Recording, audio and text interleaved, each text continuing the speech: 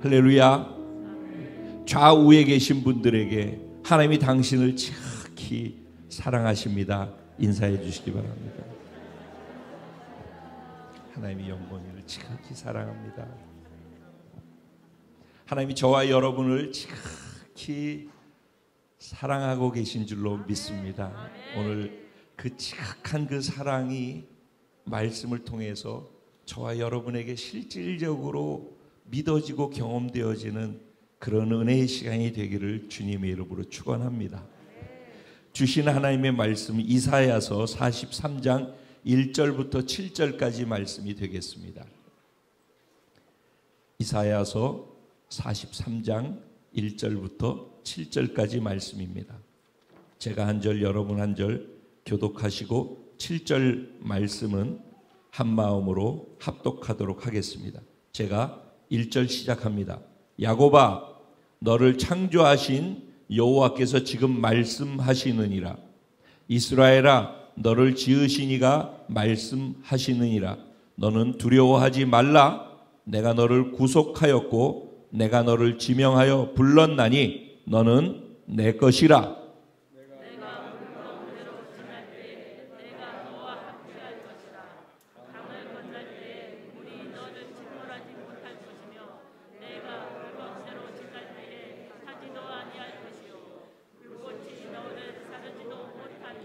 대저 나는 여호와 내 하나님이요 이스라엘의 거룩한 이요 내 구원자임이라. 내가 애굽을 너의 속량물로 구스와 스바를 너를 대신하여 주었노라.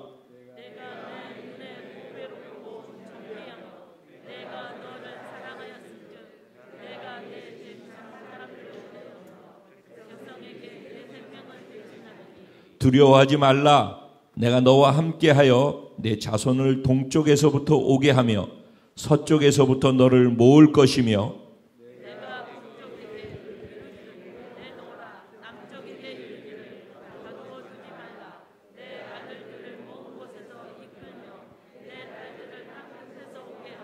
다 같이 내 이름으로 불려지는 모든 자 곧 내가 내 영광을 위하여 창조한 자를 오게 하라.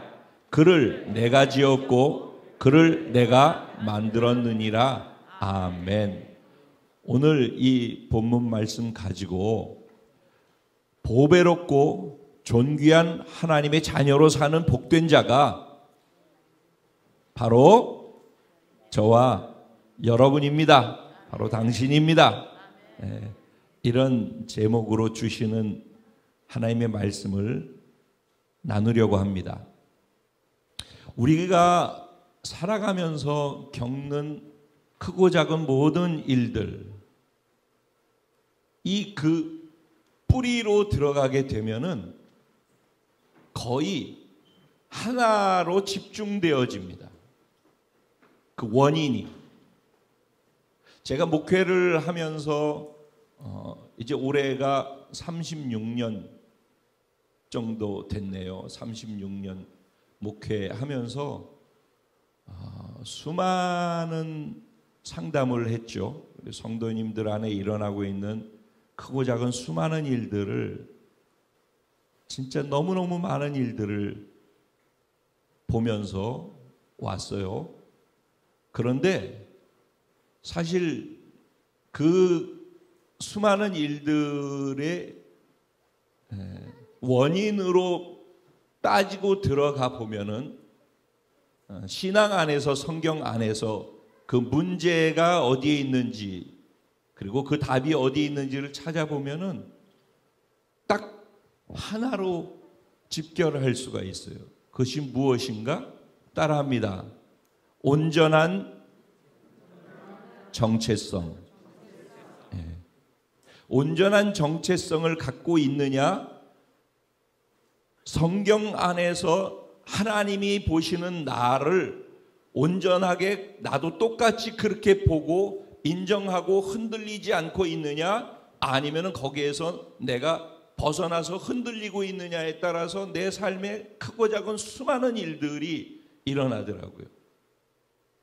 지금도 마찬가지더라고요. 지금 저와 여러분 안에 일어나고 있는 그것이 내 몸 밖에서 일어나고 있는 일들이든 내 몸 안에 내면에서 일어나고 있는 현상이든 그것이 무엇이든 간에 사실 그 문제의 뿌리나 원인은 어디에 있다? 내 안에 하나님이 보시는 나를 그대로 온전하게 투영해서 믿고 볼 수 있는 것을 온전한 정체성이라고 표현한다면은 그 정체성이 똑바로 서 있느냐 아니면 그게 지금 흔들려 있기 때문에 일어나는 일인가 바로 보면 거기에 문제가 있다라는 것을 확인하게 된다는 것입니다. 그래서 오늘 전체적인 얘기는 다 나눌 수 없겠지만 정체성이 흔들릴 때 어떤 일이 일어나는지 하나님은 우리에게 여전히 뭐라고 말씀하시는지 그것을 일단 알 수 있는 시간이 되길 바라고요. 믿을 수 있는 은혜가 있게 되기를 주님의 이름으로 축원합니다. 아는 것과 믿는 것은 다릅니다. 아는 것과 믿는 것에 하나가 되어져야 합니다. 오늘 이 시간이 아는 것과 믿는 것이 하나 되어지는 시간 되기를 간절히 소원하면서 말씀을 나눕니다. 여러분 열등감이라는 말 아시죠? 인간이 살아가면서 심리학자들이 분석을 했는데 힘들어하는 아주 내면 안에서 힘들어하면서 반응되어지는 아주 두 가지가 있는데 하나는 열등감이고 하나는 두려움이라는 단어래요. 이 열등감과 이 두려움이 사람들의 생활을 조금씩 무너뜨리고 병들게 만든다는 거예요. 열등감이라는 것에 대해서 여러분 생각해 보신 적 있으세요? 자신은 열등감이 있다라고 생각해 보신 적이 있으세요? 학자가 통계를 냈더니 이 땅에 숨쉬고 살아가는 사람들의 거의 95%가 열등감 안에서 힘들어하는 것을 경험해 본 적이 있다라는 답을 했어요. 그런데 열등감은 우리들을 건강하지 않은 모습으로 드러나게끔 만들어요. 열등감이라는 것은 어디로부터 비롯되어지죠?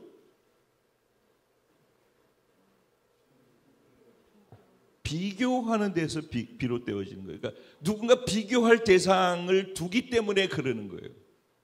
그냥 나 혼자 있는 사람이 열등감이 있을 수 있겠어요? 나 혼자 있을 때는 열등감이라는 게 필요 없어요. 상관도 없어요.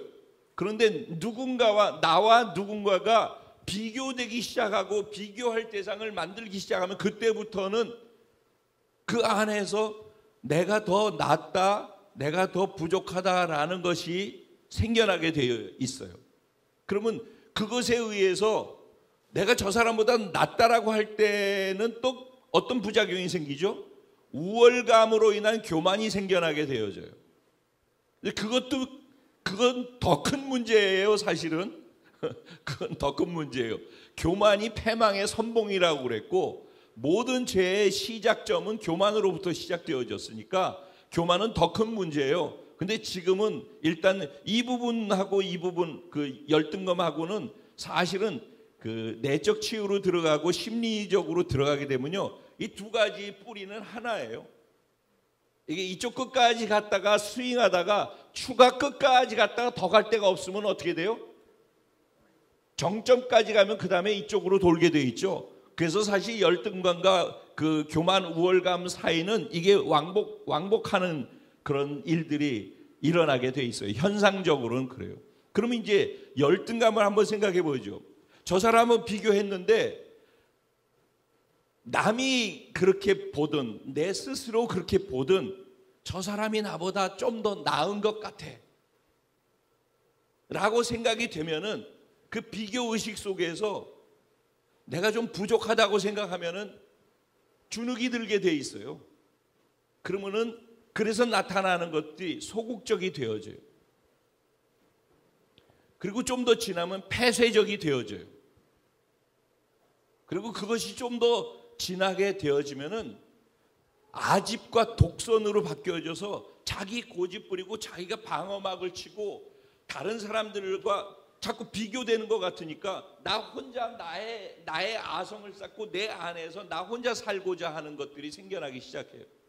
근데 이런 것들이 처음에는 작게 시작하는데 나중에는 자꾸 쌓이면 독이 커져가면서 오염시키기 시작한단 말이에요. 그럼 중독이 되어지기 시작해요. 나중에는 걷잡을 수 없는 어려운 문제들이 일어나는데 처음에는 수비하고 소극적으로 폐쇄되어져 있다가 나중에는 어떻게 되냐면은 내가 부족한 것이 부족하지 않은 것으로 되게 하기 위해서 나타나는 두 가지 현상이 있는데 그게 뭐냐면은 하나는 나보다 나아 보이는 사람을 깎아내려야 하는 일들이 생겨나기 시작해요.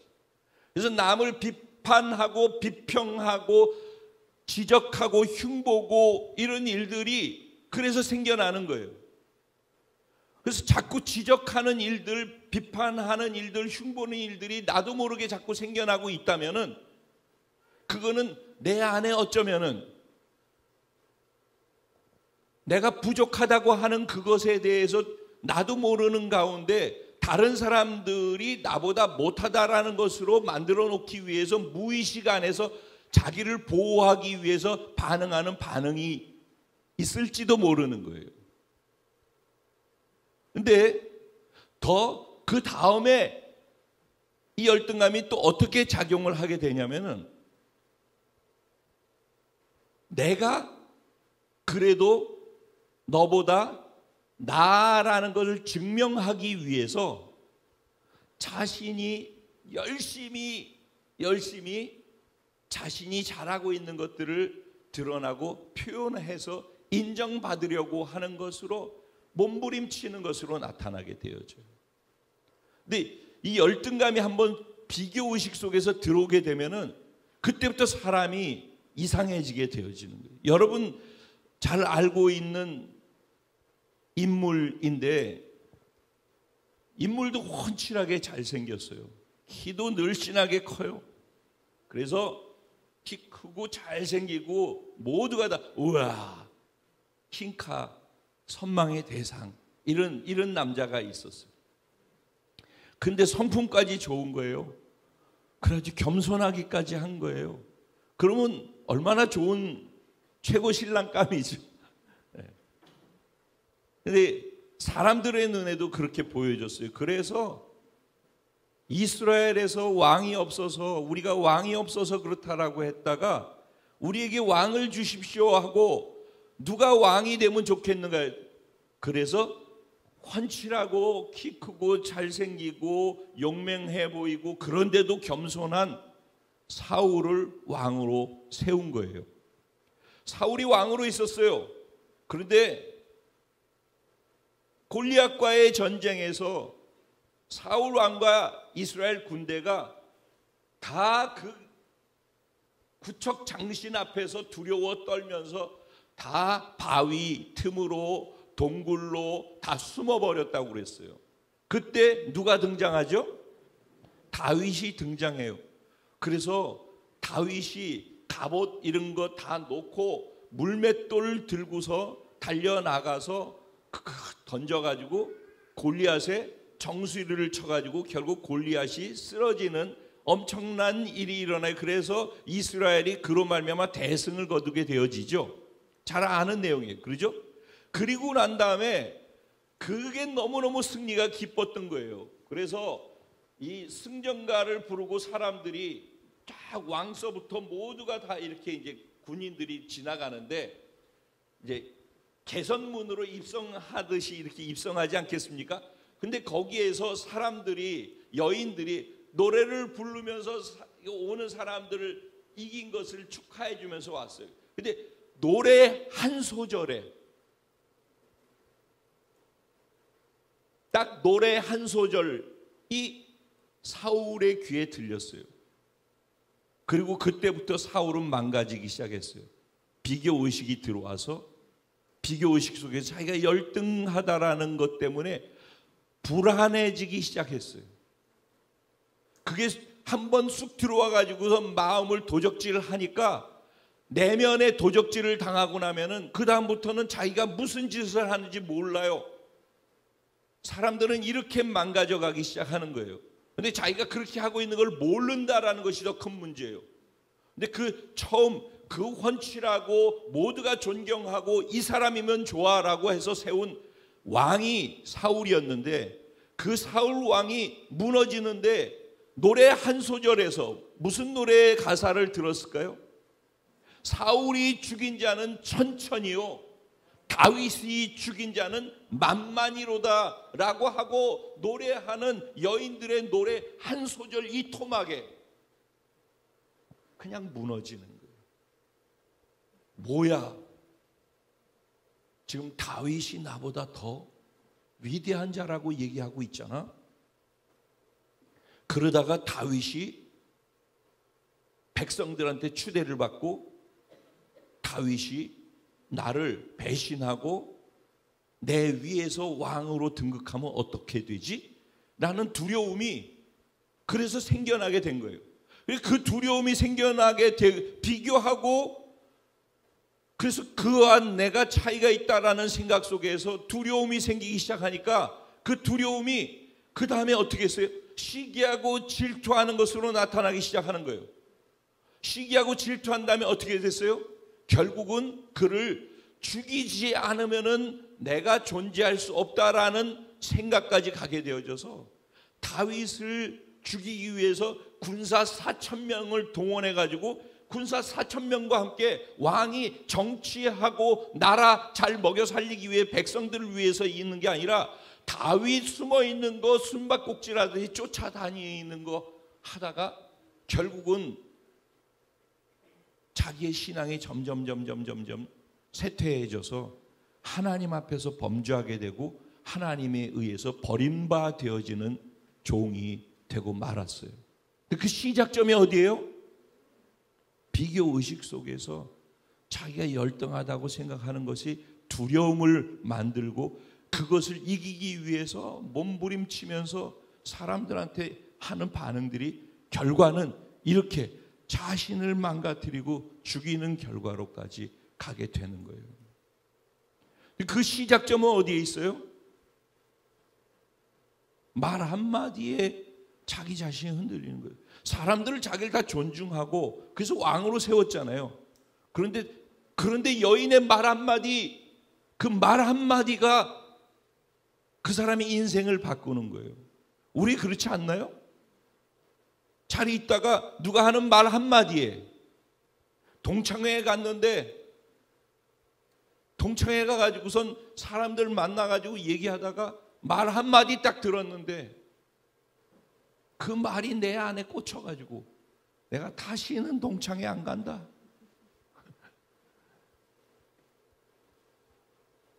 그 말 한마디가 인생을 바꾸더라고요. 삶의 방식을 바꾸더라고요. 왜? 그 말이 나라고 생각하니까. 그 사람이 한 말이 나인 거예요. 정체성이라는 말은 뭐예요? 내 스스로 나를 누구라고 생각하는가, 이게 정체성이에요. 그러죠?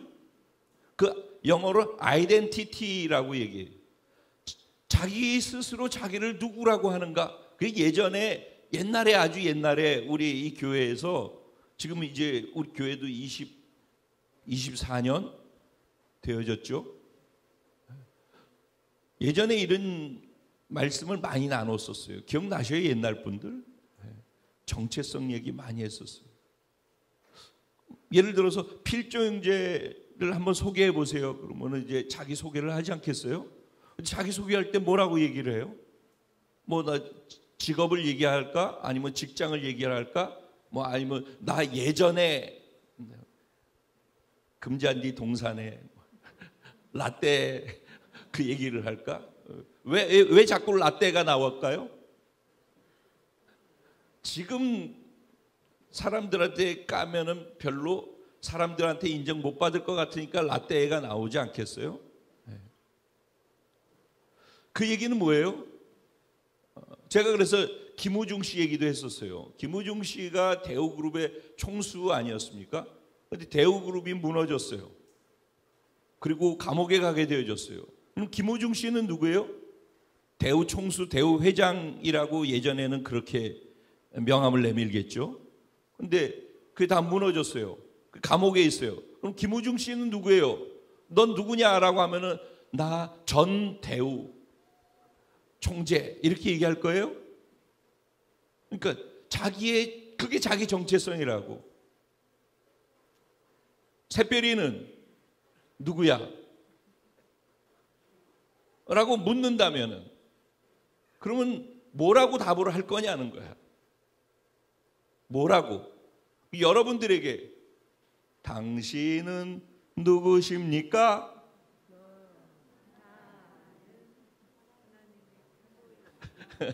예.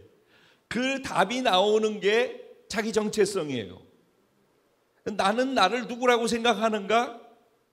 나는 이렇게 생각하는데 누군가가 그 생각을 흔드는 말을 하든지 표현, 반응들이 내게 오면은 그거에 의해서 급격하게 흔들리는 거예요.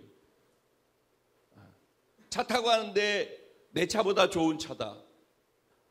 친구한테 갔는데 좋은 옷을 입고 나타났다. 집 평수를 갑자기 들어보니까 평수에 있어가지고 쫄린다. 이런 것들부터 아니 초등학교 동창이었었는데 나중에 만났더니 얘는 서울대 나는 뭐 X대인데 쟤는 무슨 미국에서 이러면은 그런 것 때문에 급격하게 내 스스로가 초라해 보이게끔 되는 것 이런 게 다 뭐예요? 정체성이라 하는 거예요. 그러니까 우리는 이런 것에 너무너무 영향을 민감하게 받으면서 사는 거예요. 그래서 우리가 우리 자신을 1대1로 만나든지 여러분 지금은 소그룹을 건강하게 아멘 그것을 향해 우리가 추구하고 가는데 절대 지금 이 상태로는 안 건강해져요.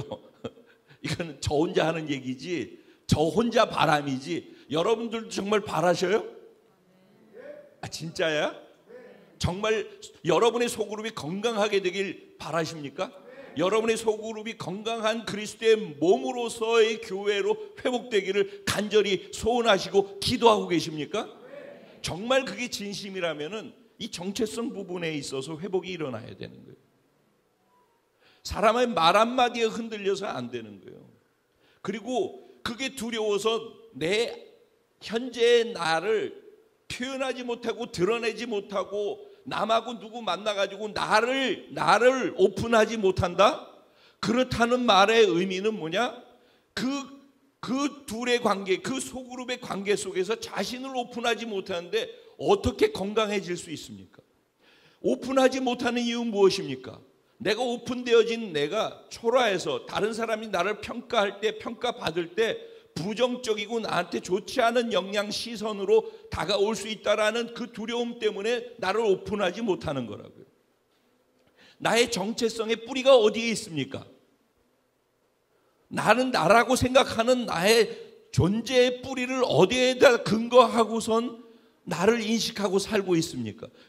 내가 졸업한 학교입니까?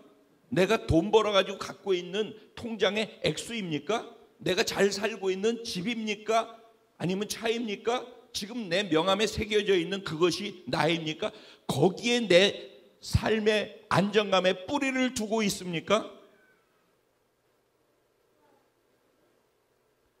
여러분, 여기에선 답이 없다라는 것을 먼저 인정을 해야 하는 것입니다. 가장 열등감이 많은 그룹이 어디라고 얘기했습니까? 예전에 서울대학교가 가장 열등감이 많아요. 각 학교에서 다 최고가 돼가지고 고등학교에서 최고인 친구들이 들어가는 데가 서울대학교 아니겠습니까? 그럼 나는 늘 1등이었다고 생각했는데 서울대학교 갔더니 거기에서는 1등이 아니라 층층 시야가 또 있죠. 거기에서도 언제나 비교하면은 나보다 나은 사람 앞에 서게 돼 있어요.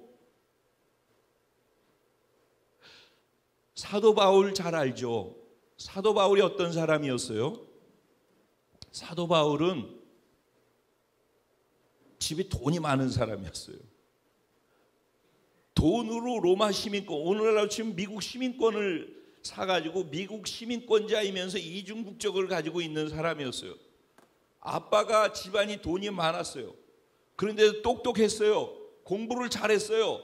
그래서 가말리알 문에 우리나라로 치면 서울대학교 카이스트 여기에서 최고의 학부에서 최고의 수재로서 최고로 존경받는 교수 밑에 최고의 수재자였어요.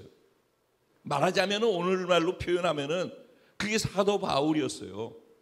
그래서 율법으로는 최고로 사도 바울을 따를 자가 없을 정도로 그렇게 율법에 능통한 자라고 했어요.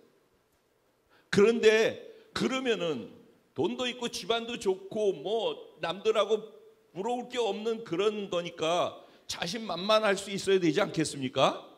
그런데 사도 바울이 어떤 연약함이 있었는지 아세요? 사도 바울은 다른 사람이 볼 때 외모로 볼품이 없었대요. 키도 쬐끄맣고 이렇게 쪼그라져 가지고서 거기다가 육체에 질병이 있는데 육체에 가시가 있는데 뭐 여러 가지에 있어 학설로. 근데 눈에 안질이 있어가지고 맨날 여기 눈에서 눈물 질질 나고 이렇게 초라하고 이런 거예요. 그러니까 내면에 자기가 준비한 것들은 많이 있고 그리고 집안도 그렇고 모든 부분에 있어서 꿀릴 게 없을 것 같아 보이는데 그는 또 외모로 인해 가지고서는 주눅이 드는 거예요. 그러니까 사람이 완벽한 사람이 어디 이 세상에 있겠습니까? 그러니까 이거 있으면 저게 부족하고 다 그런 거란 말이 상대적으로. 그리고 또 여기서는 완벽하다고 하는데 다른 나라 가면 문화가 다르고 가치가 다르면은 거기 가면은 여기서 1등이 거기 가서 1등이 아닌 것이 된단 말이에요. 그러니까 상대적이라고 평가라고 하는 것들이. 그러니까는 우리는 언제나 불안정함 속에 살게 돼 있어요. 나보다 더 나은 사람은 늘 만나게 돼 있고 그러면 그 안에서 비교하면 언제나 내 안에는 불편하고 불안하고 두렵고 열등감 안에서 반응하는 반응들이 나오게 돼 있어요. 그게 인간 세상이고 사회생활 속에서 우리들이 그 속에서 지금 우리들이 살면서 겪고 있는 실질적인 일들이에요. 이게 뭐 남의 얘기가 아니라고 지금 우리들이 살고 있는 현실 속에서 당장 겪고 있는 일들이라고 이게. 그러면은 여기에서 이 불안하고 두렵고 그래가지고 열등감 때문에 잘못 반응되어지는 이렇게 해서 인간관계가 다 깨어져 있고 교회 안에서조차도 구역 안에서조차도 그런 상황으로 살고 있는 우리들이 답이 없는 것일까요? 오늘 본문은 이스라엘 백성들 특별히 유다가 남유다의 얘기예요. 남유다가 하나님 말씀대로 살지 않아서 그들이 하나님의 징계를 받게 되어지죠. 그래서 바벨론의 포로로 잡혀가게 되어져요. 70년 동안 그들은 노예 생활을 해야 했어요. 인권도 박탈당하고 노예가 돼서 반짐승처럼 그렇게 살아야만 했어요. 그런 삶을 하루 이틀 3일 이렇게가 아니라 70년 동안을 반복하면서 자기들은 하루하루 생존하는 것 자체가 고통스러운 것이죠. 내가 왜 사는지도 모르는 것이죠. 그리고 그 밑에서 태어나는 자식은 그냥 노예 밑에서 노예로 태어나가지고 또 그렇게 살게 되어지는 그 속에서 그 인생의 굴레 속에서 고통스럽고 절망스러운 거죠. 그런데 바벨론 사람들은 보면은 어쩌다가 바벨론 백성으로 태어나서 저렇게 잘 사는지, 우리는 왜 이렇게 살아야 하는지, 더군다나 우리 옛날 얘기 들어보니까 하나님이 우리를 선택하신 선민이라고 하고 하나님이 우리와 함께 하시고 도우시는 하나님이라고 하고 좋으신 하나님, 선하신 하나님, 능력의 하나님이라고 했는데 어떻게 우리는 이런 모습으로 이렇게 살고 있는가라는 걸 생각하면은 좌절하고 낭망하고 견딜 수가 없는 것이죠. 그런 그들 생각해 보면은 그런 현재의 모습도 절망스럽지만은 그렇게 되어지게 된 원인이 하나님 말씀에 불순종해서 징계로 말미암아 이렇게 됐기 때문에 하나님 앞에도 송구스러워 가지고 하나님 앞에서도 자기를 얘기할 수도 없는 그런 입장에 있는, 이러지도 저러지도 못하는 정말 절망 속에 있는 상황이 이스라엘 백성들, 남유대에 지금 포로로 잡혀 있는 이들의 모습이었단 말이에요. 이런 얘기를 할 때 현재 나의 모습하고 투영해서 생각을 해보면은 이 말씀에 나오는 이 내용 속에서 나를 향한 지금의 답을 찾을 수 있으니까 언제나 설교로 듣지 마시고 이 내용을 유대인의 얘기라고 듣지 마시고 이 현실이 나의 삶하고 비슷한 부분이 있는 것을 보시고 여기서 답을 찾아 들어갈 수 있는 그런 지혜와 은혜가 있기를 소원해요. 그들을 향하여서, 그러니까 나는 이것밖에 안 돼, 나는 절망스러워, 난 여기서 끝이야, 어쩔 수가 없어, 하나님 앞에서도 나는 이런 존재라서 어쩔 수가 없어, 이런 절망의 캄캄함 속에 있는 그들에게 하나님이 직접 나서신 거예요. 오늘 본문 말씀이 바로 그 말씀이란 말이에요. 하나님이 직접 나서서, 그래서 오늘 우리 읽은 말씀에 보면은 다 뭐예요? 내가 너를 1인칭 2인칭으로 계속 말씀하고 있어요. 그 지금 너한테 하는 얘기라니까? 지금 너한테 하는 얘기라고. 남의 얘기가 아니라, 성경의 얘기가 아니라 하나님이 지금 그런 현장에 있는 나에게 개인적으로 하시는 말씀이란 말이에요. 근데 하나님이 그렇게 생각하고 있는 그에게 나타나셔서 지금 뭐라고? 내가 너의 창조주야. 내가 너를 만들었다니까. 내가 너를 지었어. 이 하나님이 자기 자신을, 야, 나는 이런 존재야, 이런 자야라고 자기 자신을 알리고 싶어 하시는 그 간절함이 여기 계속 보여지는 거예요. 하나님이. 그 뒤에도 7절에 가면은 또 똑같은 얘기를 또 반복해요. 너희를 창조하신, 너희를 짓고 만든 이가, 그러니까 자기 자신을 소개하는데 뭐라고? 내가 너희를 지었어. 내가 너희를 만들었어. 나는 창조주야. 이걸 계속해서 강조하는 거예요. 그러면서 뭐라고 얘기하는? 난 너희를 만들었다. 기억해라. 근데 그 너희를 만든 내가 너희한테 지금 말하고 있어. 이제 지금 내가 말하고 있는 거야. 내가 너희한테 말하고 있는 거야. 내 말을 들어. 이런 하나님의 마음을 좀 같이 이해하면서 들었으면 좋겠어요. 열등감에 빠져서 절망 속에 있는 그들에게 지금 하시는 말씀이에요. 거기서 하나님께서 무엇을 얘기를 해요? 내가 너를 뭐 했대요?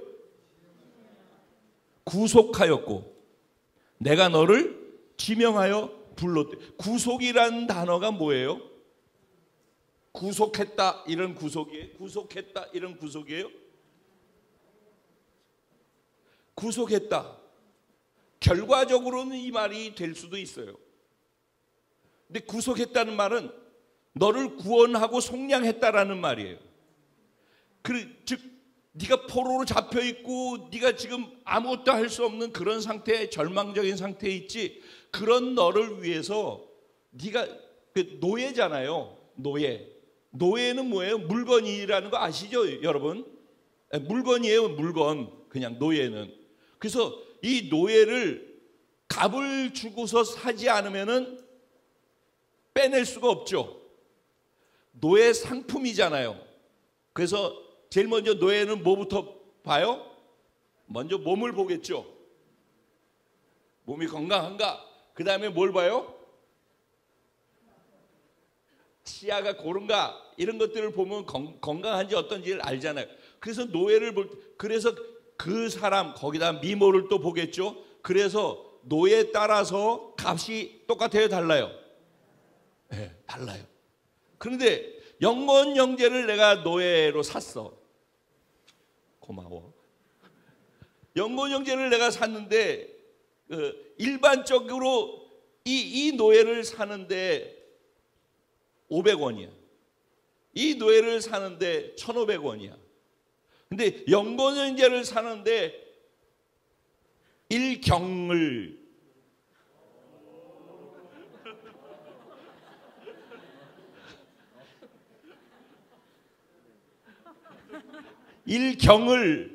들여가지고 샀어요. 그러면은 100원, 500원, 1,500원 이렇게 산 노예하고 1경을 들여가지고서 산 연곤하고 제가 연곤 형제를 대할 때 마음이 어떻겠어요? 완전 다르겠죠?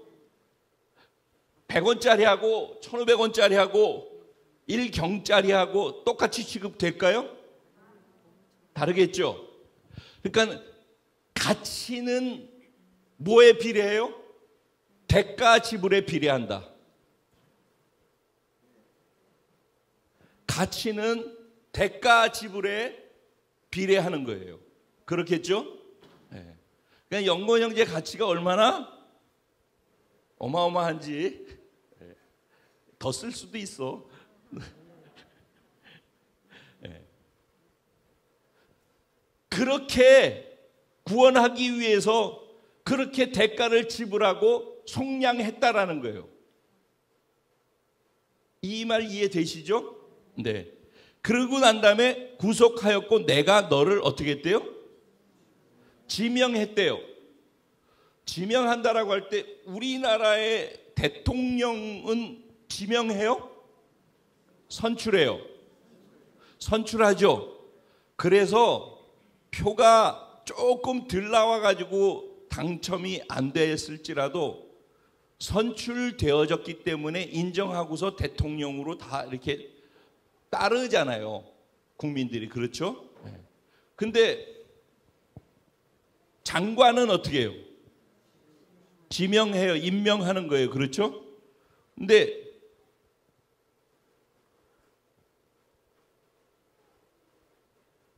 저를, 이건 여러분들한테 하면은 좀 그런 것, 저를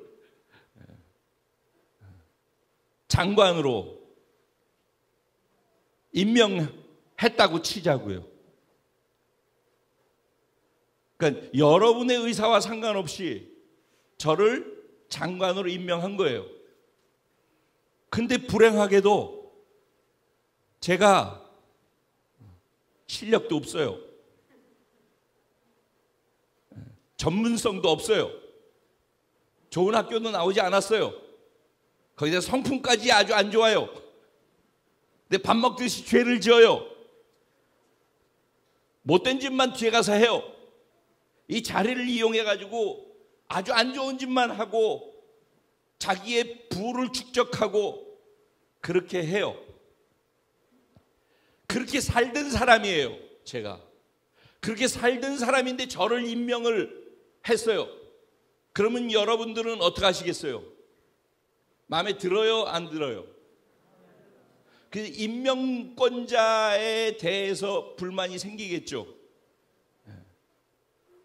그 사람보다 저보다 좀 더 나은 사람이 옆에 있고 그럴 때 이 사람을 안 뽑고 이 사람을 뽑는 거는 임명권자 마음이에요. 근데 더 안 좋고 부족하고 못된 사람을 만약에 뽑았다 그러면 편애한 게 되겠죠. 그거를 세상에선 무슨 인사라고 그래요? 낙하산 인사라고 얘기를 하죠. 자격이 없는 것이죠. 저는 사실 장관이 될 자격이 없는 사람이에요. 근데 장관으로 뽑아줬다 그러면은 그거는 뭐예요? 저한테 뭐가 근거가 있어서 그런 게 아니죠. 임명권자가 그냥 임명한 거란 말이에요. 그걸 뭐라고 하는 거예요? 은혜라고 하는 거예요. 은혜. 나와 상관없이 나는 전혀 그렇지 못한데 그렇다라고 임명권자가 그렇게 한다라는 거예요. 그래서 오늘 하나님께서 그렇게 노예로 포로로 죄짓고 하나님 말씀 안 듣고 하나님과 원수돼서 하나님이 참다 못해가지고 징계줘가지고 그렇게 돼 있고 그 속에서 노예 생활하면서 자기 인권 말살당하고 나는 이런 존재야. 그리고 희망도 없어. 왜? 하나님한테 범죄해서 지금 겪고 있는 거니까 답이 없다고 생각하고 포기하고 살고 있는 그들에게 하나님께서 그래, 너 그런 존재야. 너는 실력도 없고 능력도 없고 죄만 짓고 내 앞에서 실질적으로 너랑 나랑 원수 관계야. 그런데 그런 너를 내가 일경을 주고서 내가 샀어. 그래서 너는 내 소유가 됐다니까? 넌 내 거야. 어린애들 그러죠. 내 거야. 내 거야. 내 거야. 어른 돼서도 그러시는 분들 계세요? 내 거야. 내 거야. 하나님도 그러시네. 내가 대가를 지불해서 넌 내 거야 라고 그러신단 말이에요. 너는 내 거야. 내가 대가를 지불했어. 그리고 네가 자격 없고 못났고 못됐고 나하고 원수인데 내가 대가 지불하고 내가 너를 임명했어. 누가 뭐라고 하든지 내가 임명했다니까. 내가 너를 지명했어. 이건 내 뜻이고 내 의지야. 임명권자, 소유권자가 내가 그걸 원하기 때문에 내가 그걸 한 거야. 그래서 그 다음부터는 타협이 없어요. 옆에 사람들이 아니 어떻게 임창표 같은 것을 여기다 세워서 이렇게 쓰고 이렇게 할 수가 있어요? 어떻게 이런 일이 있을 수 있어요? 이럴 수 있어요? 빗발치는 원성들이 있는 거예요. 어떻게 임창표를 장관으로 세워가지고 이런 일들을 할 수 있어요? 라고 난리가 났어요. 그랬더니 하나님께서 뭐라고 하시냐면은 너희들이 모두가 다 그렇게 빗발치듯이 얘기하는데 중요한 것은 내 눈에 너는 보배롭고 존귀해. 내 눈에 너는 보배롭고 존귀해. 왜? 내 거니까. 내가 대가를 어마무시하게 지불했으니까. 여러분 믿어지세요? 여러분들에게 대가를 지불하고 오늘 여기 있다라는 거? 여러분 구원받을 때 그냥 나는 내 발로 교회 왔어요 라고 하시는 분들 가끔 계시더라고요. 그런 일이 있을까요? 누군가 가족 중에서 예수 믿는 사람이, 누군가 옆에 있는 직장의 동료가 예수 믿는 사람이 그 사람 놓고 기도하고 있었다라는 것에 대해서는 생각해 본 적이 있나요? 누군가 나를 전도하기 위해서 누군가 차를 마시자고 했고 누군가 차를 마시면서 그 차값을 대신 내줬고 누군가 밥을 사면서 밥값을 대신 내주고 누군가 나를 위해서 접시를 놓고 과일을 깎아주고 거기에 헌신을 하고 희생을 하고 누군가 더 나보다 내가 잘나서가 아니라 더 잘난 사람인데 나보다 더 밑에 있어서 한 사람을 구원하기 위해서 기도하면서 그 사람을 섬기고 그 사람에게 대가를 지불하고 그렇게 해서 그런 시간 과정들이 쌓여서 그래서 어느 날 내가 때가 돼서 예수를 알게 되고 믿게 되고 구원받아서 오늘 여기 있어요. 저도 그러했어요. 여러분들도 다 그런 과정이 어떤 방식으로서든지 있었을 거라고 저는 생각을 해요. 그것이 바로 내가 애굽을, 내가 구스를, 스바를 너의 속량물로 지불했어 그러는 거예요. 애굽은 이집트죠. 구스는 에티오피아죠. 스바는 지금의 예멘이라고 하면 될 것 같아요. 한 나라들을 희생시켜 가면서까지 너희를 구원하려고 대가를 지불했어. 그 정점이 뭐예요? 하나님이 친히 독생자 예수 그리스도를 십자가에 못 박아 죽이심으로 저와 여러분을 노예에서, 사단의 노예에서 빼내서 구원한 거예요. 그러니까 우리의 대가 지불은 일경이 아니라고. 아까 100원, 500원, 1,500원 하니까는 그러다가 일경 하니까 우와 다 그러셨죠? 일경에 와 한다면은 하나님이란 말은 신이라는 말이에요. 신이란 말은 죽지 않는다는 말이에요. 절대자라는 말이란 말입니다. 그런데 그 하나님이 나를 구원하기 위해서, 사단의 노예로 있는 것을 빼내기 위해서 하나님이 인간이 돼서 오셔서 죄 없으신데 가장 낮은 곳에 십자가에 못 박혀서 나 때문에 죽으시고 사단한테 값을 지불하고 죄의 값을 지불하고 나를 빼냈단 말이에요. 하나님을 대가로 지불하고 나를 빼낸 거예요. 하나님 짤이라고. 우리가 하나님 가치가 내게 있다고. 그래서 하나님은 대가 지불한 게 너무 크기 때문에 나를 그 대가 지불한 크기만큼 보신다고. 나를 향한 가치를 하나님은 그렇게 가치 있게 여기신다고. 그런데 내 스스로가 이래서 저래서 나는 노예로 있기에, 나는 이것 때문에 나는 학력이 부족하고 난 이렇게 못났고 이렇게 못됐고 무능력하고 그렇고 그러니까. 베드로가 딱 그런 사람이었어요. 베드로는 어때서 성격이 좋았어요? 혈기 부리는 사람이었어요. 그것도 예수님이 죽으시기 바로 몇 시간 전까지도 예수님을 위해서 혈기를 부린다고 그래 칼을 들어가지고 대제사장의 종 말고의 귀를 잘라버리는 정도로 혈기왕성했어요. 그게 다듬어지지가 않았다고. 그뿐이에요? 예수님한테 말한 것마다 다 거짓말했어요. 결과적으로는. 나 죽는 데까지도 예수님 따라가요. 내 진심이라니까. 그러고 난 다음에 어떻게 했어요? 예수님 3번이나 부인했죠. 그리고 예수님 뭐라고 했어요? 저주하고 부인했어요. 나중에는. 그렇죠? 그리고 예수님 뭐라고 그랬어요? 사단아 물러가라 그랬어요. 사단에게 생각이 사로잡혀 있었던 사람이라고. 그게 누구예요? 베드로예요. 근데 베드로가 뭐예요? 초대교회 최고의 수석 대표였어요. 아니 왜 베드로 같은 인간을 그렇게 예수님하고 있으면서 그렇게 거짓말하고 배신 때리고 혈기 있어가지고 그렇게 불쑥불쑥 튀어나가고 사단에게 생각이 사로잡혀가지고 그렇게 있는 그 사람을 어떻게 세워가지고 그런 일을 할 수 있어요? 하나님, 우리는 우리 생각으로 그렇게 얘기해요.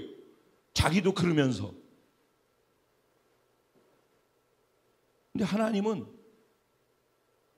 그 베드로를 위해서 자기를 내어줬거든요.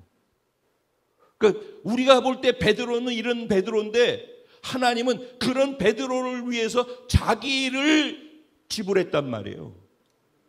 그러니까 못난 그 베드로, 못된 베드로, 추한 베드로지만은 그 베드로가 예수님한테는, 하나님한테는 뭐예요? 예수님 짤이라고, 하나님 짤이라고, 보석이라고. 하나님께는 그게 가치 있다고.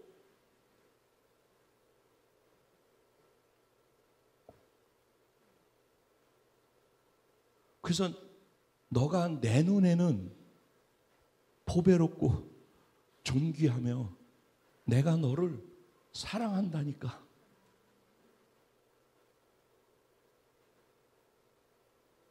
그렇기 때문에 그래서 난 늘 너와 함께해. 소중한 거를 어떻게, 그 비싼 걸 1경짜리를 어떻게 멀리 뛰어놀 수 있어, 내가 너를. 그러니까 항상 여기도 끼고 있는 거야. 그래서 네가 물을 건널 때, 강을 건널 때, 불 가운데 들어갈 때 물이 너를 침범치 못하게 하고 강이 너를 덮치지 못하게 하고 불이 너를 사르지 못하게 한다니까. 같이 있는 것이기 때문에 내가 너와 함께 하면서 내가 너를 지켜. 내가 너를 보호해. 내가 너를 끝까지 보호하면서 너가 가야 될 그곳까지 내가 인도한다니까. 그래서 여기에서 이 구절에서 나오는 것이 미완료형으로 쓰여졌어요. 왜? 이 여정이 끝나서 완성되는 그날, 그 인도되어지는 그날까지 계속할 것이기 때문에 미완료 시제로 되어졌어요. 그런데 너는 내 눈에 보배롭고 존귀하고 내가 너를 사랑하는 완료형이에요. 그건 완성되어 있는 거라고. 하나님, 우리들한테 네가 이렇게 했다가 저렇게 하니까 장난꾸러기처럼 이랬다 저랬다 장난꾸러기처럼 우리는 또 배신 때리고 또 이렇게 하고 또 하나님하고 주여 하고 그러다 또 넘어지고 또 그럴지라도 내가 너를 보배롭게 여기고 존귀하게 여기고 너를 뜨겁게 사랑하는 이거는 완료된 거야. 이거는 변하지를 않아. 할렐루야. 이게 하나님이 도저히 믿지 못하겠고 하나님 나는 당신을 바라볼 수도 없고 내 삶은 이렇게 엉망진창이고 견딜 수 없어요. 그래서 난 답이 없어요. 절망이에요. 끝이에요 라고 하는 그 사람을 향하여서 하나님이 내가 너를 1대1로 1인칭 2인칭을 써가면서 지금 고백하고 있는 거예요. 하나님이 사랑 고백을 하고 있는 거예요. 내가 너를 이렇게 생각해. 네가 뭐라고 너를 생각하든 네 주변 사람들이 너를 뭐라고 얘기를 하든 그것과 상관없이 나는 너를 이렇게 생각한다니까. 이제 마무리로 들어가서 결론을 얘기를 해볼게요.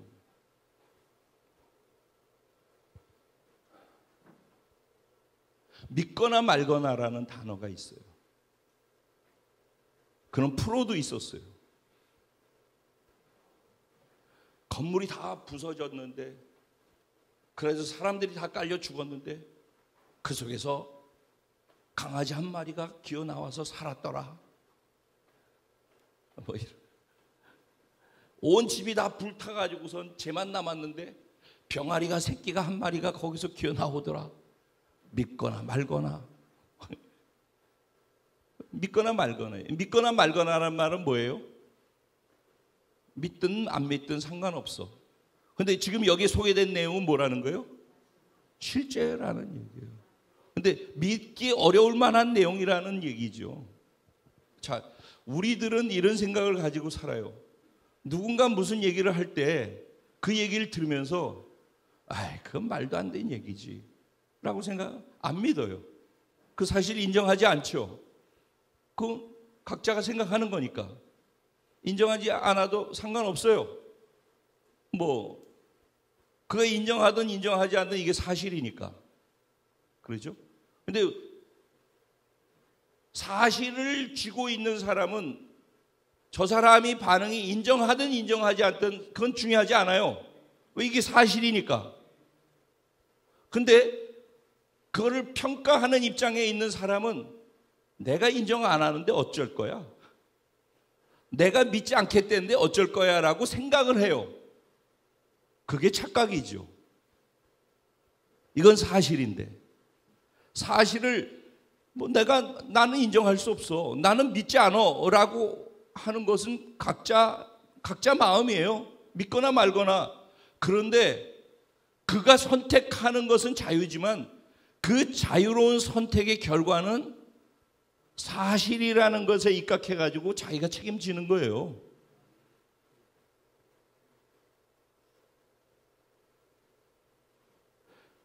모두가 인정하는 사실, 객관적 진리를 개인적으로 주관적으로 내가 아니라고 인정 안 하는 거는 그건 아무 상관없는 거예요.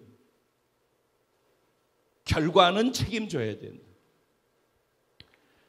자, 믿는 사람한테는 그걸 사실이라고 받아들이고 믿는 사람들한테는 어떤 일이 일어날까요? 이 내용이 사실이라고 받아들이는 사람은 어떻게 될까요? 그때 그 내용이 그 사실하고 받아들이는 믿는 순간부터 그 사람에게 개인적으로 작용하기 시작해요. 이 말 이해돼요? 이거를 믿는 순간 이 사실이 나하고 직접적인 연관이 된다니까. 나한테 영향을 미쳐. 나한테 관계를 딱 맺어지기 때문에 그 다음부터는 이게 사실이기 때문에 내가 사실로 믿으니까 이게 사실이기 때문에 이 사실에 근거해서 반응하는 일들이 생겨난다니까요. 예를 들면은 노아 때 노아 홍수 120년 전부터 하나님이 노아한테 이거 계시 주셨어요. 그렇죠? 그때는 비도 안 올 때였어요. 비라는 게 뭔지 모르고서 살 때였어요. 그러니까 비가 와서 홍수가 난다라는 건 더더군다나 상상도 할 수 없는 그런 시대의 이야기예요. 근데 하나님께서 그런 시대에 노아에게 비가 와서 홍수가 날 것이고 모두 다 이 땅에 있는 사람들이 그 물에 떠내려가서 죽을 터이니까 방주를 지어라 그랬어요. 그것도 120년 전에. 그 얘기를 듣고서 노아는 그거를 믿음으로 받아들였어요. 믿음으로 받아들인 사람은 그 일이 그때부터 자기한테 작용을 하는 거예요. 그러니까 노아는 그래서 뭐 했어요? 120년 동안 방주 지은 거예요. 그런데 사람들이 다 뭐라고 그랬어요? 저 노아. 저 또 오늘도 또 저러고 있네 또. 아니 지금 뭐 하는 거야? 하루 이틀도 아니고 120년 동안에 오지도 않는 120년 동안 벌써 왔으면 한 방울이라도 비가 왔을 거야. 120년 동안 비가 한 번도 안 왔는데 더군다나 120년이 끝나서 홍수가 나기 바로 일주일 전까지라고 계속해서 있었다고 생각해요. 어떻게 됐을까요? 그때까지 아니 그야말로 120년 동안 거의 노아가 이제 홍수가 나서 멸망해. 그러니까 방주로 들어와라는 얘기를 했을까요? 안 했을까요? 그러면 마지막에 일주일 남겨놓고는 진짜 돌았구나 쟤 라고 했겠죠. 노아는 믿었어요. 믿은 사람에게는 그게 사실이 되는 거예요. 그 사실이 그때부터는 그 사람한테 실질적 영향을 미치게 되는 거라고요. 지식으로 받는 사람은 그렇대 노아가 그렇게 얘기했대. 노아의 얘기는 그래. 근데 내가 안 믿어. 인정 안 해. 믿거나 말거나. 임창표 목사가 맨날 이 얘기를 해. 믿거나 말거나. 근데 믿으면은 그때부터 이게 사실이 되면은 그때부터 그 사람한테 실질적인 삶에 영향을 미치게 된다니까. 그래서 어떻게 됐어요? 노아 가족들만 살아남았어요. 나머지 모두가 다 물의 심판을 받고 다 수장당했어요. 결과는 책임지는 거예요. 선택한 사람이 결과를 책임지는 거예요. 오늘도 이런 말씀을 들으면서 지금 하나님께서 무엇을 얘기하고 싶어 하시는지를 잘 헤아려야 돼요. 사실 하나님은 언제나 늘 그러셨어요. 하나님 내가 널 사랑한다고. 넌 보배롭고 존귀해라고. 늘 듣던 얘기 아닌가요? 그걸 몰라서 내가 내 삶에서 일어나는 일 말 한마디에 흔들리고 시기하고 질투하고 원망하고 불평하고 남 보면서 그를 부정적으로 그렇게 하는데 시간 쓸 일이 어디 있어요? 하나님만 바라보고서 하나님 원하시는 걸 따라 살면서 가는데도 시간이 우리 인생이 짧은 인생인데 남 미워하고 뒷말하고 그렇게 하고 살 겨를이 어디 있어요? 하나님 바라보고 있으면 행복해요. 다른 사람 바라보고 있으면 불행해져요. 경험 안 해보셨나? 하나님의 말씀을 사실로 믿고 받아들이고 반응하는 사람들은요, 하나님 말씀은 반드시 그대로 되어져요. 역사 속에서 그걸 증명했고 지금도 증명하고 계시고 앞으로 증명될 일이라고 저는 믿어요. 그래서 제 삶에는 이게 영향을 미쳐요. 아주 실질적으로. 왜? 제가 이걸 믿으니까. 제가 믿는 걸 지금 또 얘기하는 거예요. 저 설교를 하는 게 아니라고 그러잖아요. 전 제가 믿는 얘기를 하고 이렇게 같이 살았으면 좋겠다는 것을 나누는 거라니까. 왜냐면 그래야지 여러분들한테 도움이 되니까. 난 이 말을 따라가는 사람들이 복을 받을 것이고 도움될 거라고 나는 그렇게 믿으니까. 그러니까 저는 이렇게 말씀드리는 거예요. 설교로 들으시는 분들이 계시다면 바꿔야 돼요. 이 교회에 있으면서 이걸 설교로 듣는 사람처럼 불행한 사람은 없어요. 이걸 마음으로 받아서 믿어서 이 영향을 받고 살아가는 분들은 이 교회에 있으면서 정말 특권을 가진 자들이에요. 왜냐하면 제가 진심으로 이게 맞다라고 확신 속에서 나누는 것이기 때문에 그렇게 따라가는 분들한테 정말 그런 일들이 일어날 거라고 저는 믿어요. 믿거나 말거나 인정 안 해도 좋아요. 안 믿어도 괜찮아요. 지식으로만 받아도 괜찮아요. 하지만 결과는 본인이 지는 거예요. 근데 지금까지 제가 36년 목회하고 24년 여기에서 있어 봤지만은 하나님은 정말 약속하시고 말씀하신 대로 하시는 하나님이더라고요.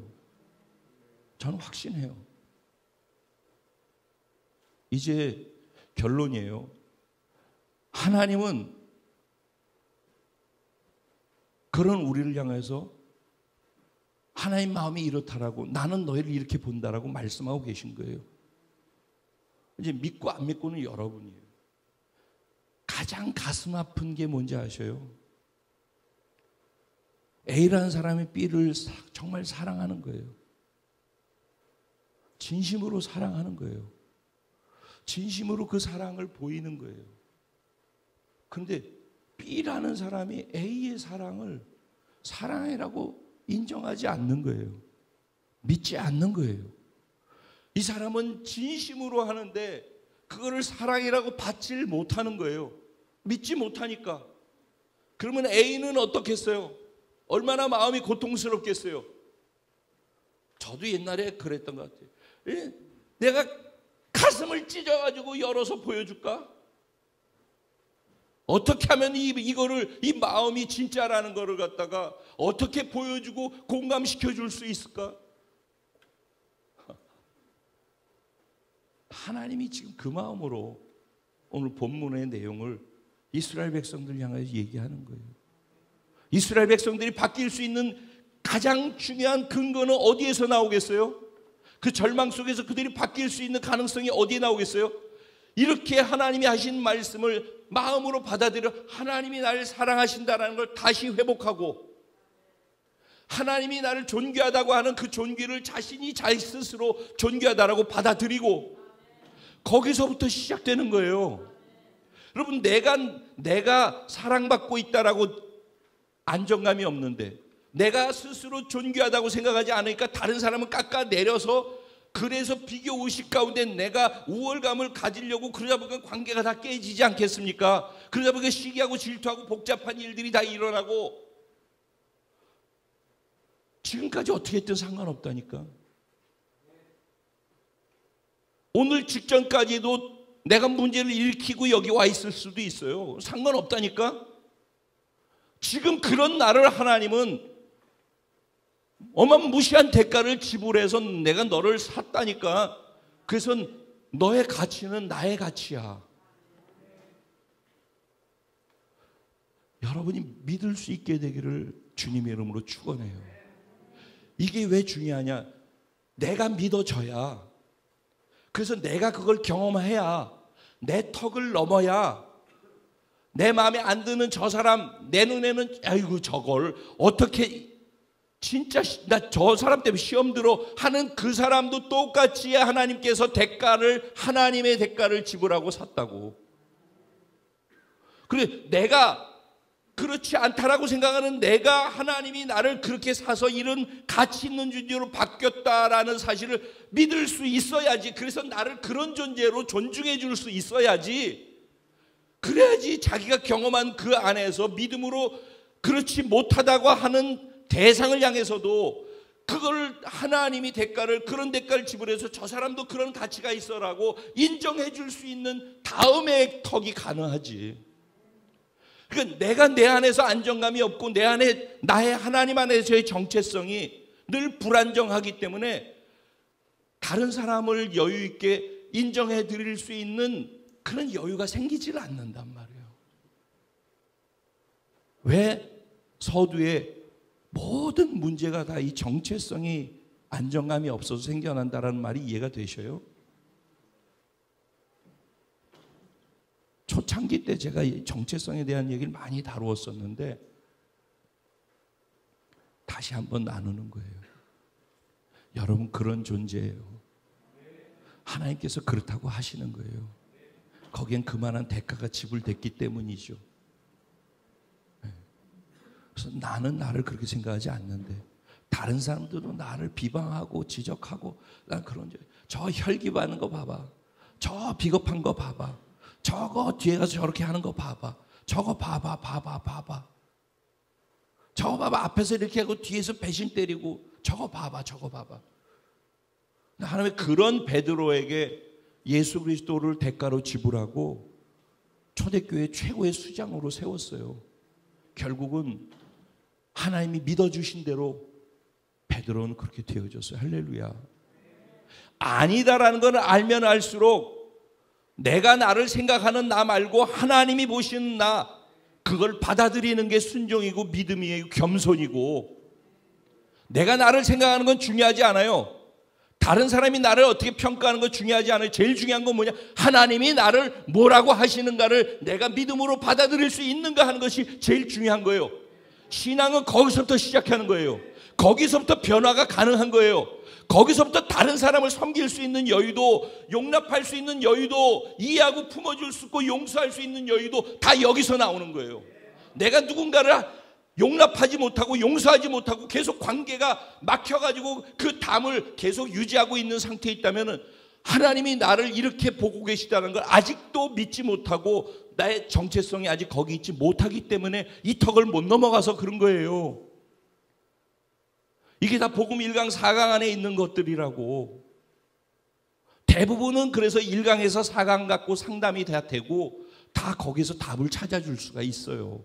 전도할 때도 개인의 문제를 갖고 얘기하다 보면은 이 1강부터 4강까지 이 내용 갖고 그 사람의 필요와 문제를 찾아내서 답을 주고 위로를 주고 격려해 주고 그래서 전도할 수 있어요.